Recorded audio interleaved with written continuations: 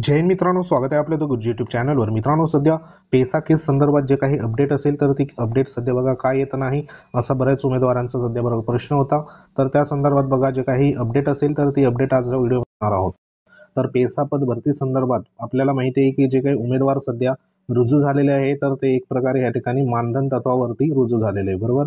आणि त्या अनुषंगाने जो काही GR आहे तर तो GR सध्या बघा निर्गमित करण्यात आला होता आणि त्याच्या आधारावर सध्या त्यांची नियुक्ती त्या आस्थापनेमध्ये सध्या झालेली आहे। तर काही जिल्हा परिषदमध्ये जे सध्या मानधन तत्वावर नियुक्त झाले आहे तर त्यांची आतापर्यंत जे काही मानधन असेल तर ते मानधन सध्या बघा मिळालं नाही। तर काही जे काही आस्थापनामध्ये सध्या मानधन मिळालेलं आहे, मग त्याच्यामध्ये जे 17 संवर्ग होते तर ते 17 संवर्गामध्ये बघा वेगवेगळे जे असेल म्हणजे तलाठी असेल, शिक्षक असेल किंवा मग इतर जे काही वनरक्षक संदर्भात असेल किंवा मग ज्या दुसरे जे संवर्ग आहे तर ते सध्या बघा रुजू झालेले संवर्ग असेल, बरोबर, पशुसंवर्धन विभागामध्ये। तर असे जे काही सध्या रुजू झालेले आहे मानधन तत्वावर तर त्यांची बाकी संवर्गाची सध्या मानधन त्या ठिकाणी आतापर्यंत देखील मिळालेलं नाही, बरोबर।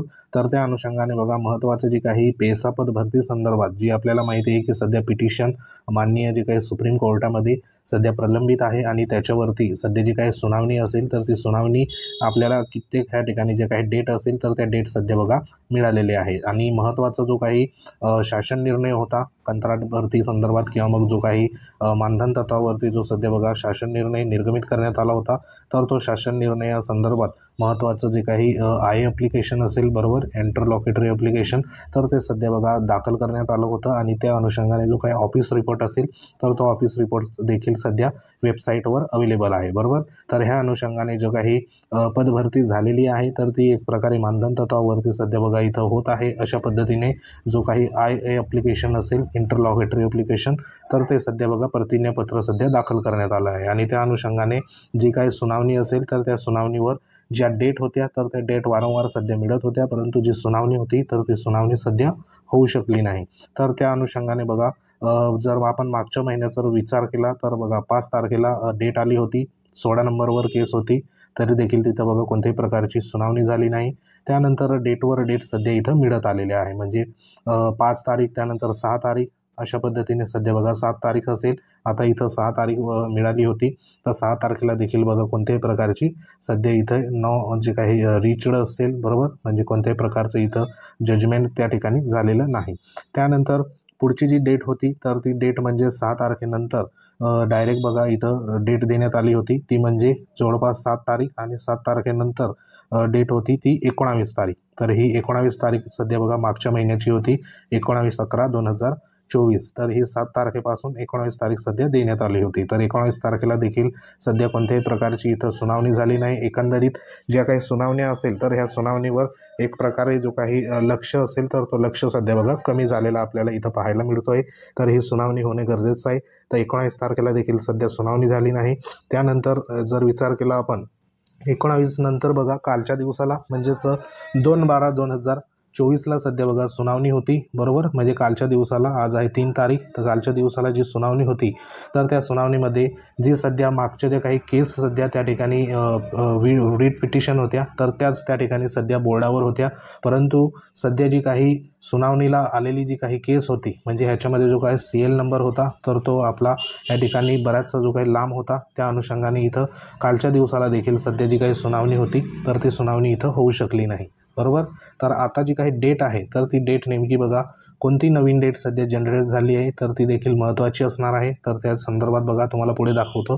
तर आता जी काही लेटेस्ट अपडेट आहे तर ती म्हणजे आताची डेट म्हणजे ह्या ठिकाणी बघा 2025चं डायरेक्ट इथं टेंटेटिव्ह जे काही शेड्यूल असेल तर ते इथं दाखवत आहे कॉम्प्युटर जनरेट, म्हणजे 2/1/2024 ही जी डेट आहे। तर इथं बघा कॉम्प्युटर जनरेट डेट सध्या इथं आताची जी काही अपडेट असेल तर इथं आता जनरेट झालेली आहे, म्हणजे सुनावणी जी आहे तर ती कालची सुनावणी होती, बरोबर, तर ती सुनावणी सध्या झाली नाही आणि इथं डायरेक्ट आता नेक्स्ट मंथमध्ये म्हणजेच 2 तारखेला 2/1/2025 रोजीची डेट आहे तर इथं बघा देण्यात आलेली आहे, म्हणजे इथे ज्या काही डेट आहे तर त्या डेटवर डेट सध्या बघा इथं मिळत आहे। तर ह्याच्यावरती आता जो काही पुढचा पाठपुरावा असेल तर तो एकंदरीत बघा जे सध्या आपले आदिवासी लोकप्रतिनिधी आहे तर त्यांच्यामार्फत पुन्हा इथं बघा सुरू करायला पडेल, जेणेकरून लवकरात लवकर हा जो काही मार्ग असेल पेसा पद भरती संदर्भात, तर हा लवकरात लवकर ह्याच्यावरती बघा निर्णय लागला पाहिजे, जेणेकरून जे सध्या मानधन तत्वावर रुजू आहे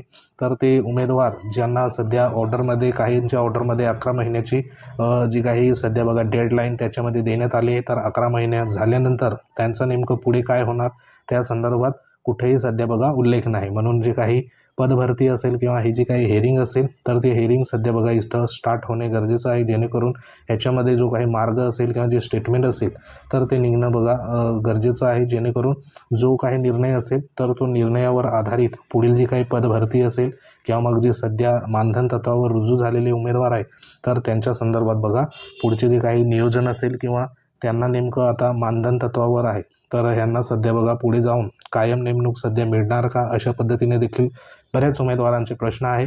तर हे सर्वच बघा प्रश्न आहे, तर हे सध्या प्रश्नच आहे, ह्याच्यावर कोणत्याही प्रकारचं उत्तर सध्या आपल्याला इथं देता येणार नाही, कारण त्याच्यावर कोणत्याही प्रकारचं सध्या बघा GR असेल किंवा कोणत्याही प्रकारचं स्टेटमेंट सध्या त्याच्यामध्ये कोणत्याही प्रकारचं नाही, कारण जो काही मानधन तत्वावरती GR जो निघाला होता तर त्याच्यामध्ये देखील पुढे जाऊन सध्या हे जे उमेदवार सध्या मानधन तत्वावर नियुक्त होणार आहे तर ह्यांना पुढे जाऊन कायम नेमणूक मिळणार का त्या संदर्भात देखील कोणत्याही प्रकारचं त्याच्यामध्ये उल्लेख नाही.